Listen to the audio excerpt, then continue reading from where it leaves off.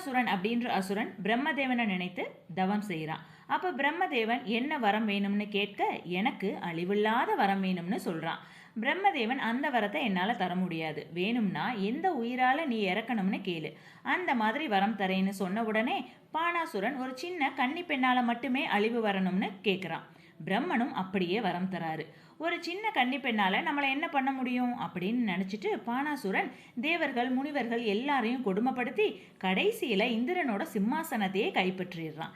இவனோட அட்டூழியத்தை தாங்க முடியாம பிரம்மா இவனுக்கு கொடுத்த வரத்தை பற்றி விஷ்ணு மூலம் தெரிஞ்சுக்கிட்ட தேவர்களும் முனிவர்களும் ஆதிசக்தியை எண்ணி பெரிய யாகம் பண்ணுறாங்க. அதன் மூலம் பார்வதி தேவி பூமியில் பிறந்து கன்னி பருவத்தை அடையும் பொழுது சிவபெருமானை கல்யாணம் பண்ணணும்னு தவம் இருக்காங்க.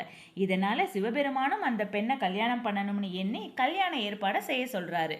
அப்போ தேவர்கள் எல்லாரும் கல்யாணம் நடந்தா பானாசுரனை தேவி எப்படி அழிக்க முடியும் அப்படின்னுட்டு நாரதர்கிட்ட முறையிடுறாங்க. அப்போ நாரதர் என்ன பண்றாரு, சிவபெருமான் கிட்ட பொழுது விடியறதுக்குள்ள நீங்க வந்து தேவியை திருமணம் பண்ணணும்னு சொல்ல, சிவபெருமானும் ராத்திரியோட ராத்திரியா தேவியை திருமணம் செய்ய கிளம்பி வந்துகிட்டு இருக்காரு.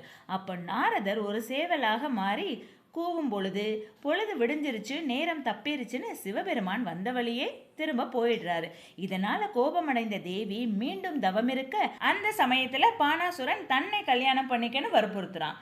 ஏற்கனவே கோபத்தில் இருந்த தேவி பானாசுரனை வதம் செஞ்சுட்டு குமரியாகவே காட்சியளிக்கிறார் கன்னியாகுமரியில். இந்த கதை உங்களுக்கு பிடிச்சிருந்துச்சுன்னா please subscribe, like and share. Thank you.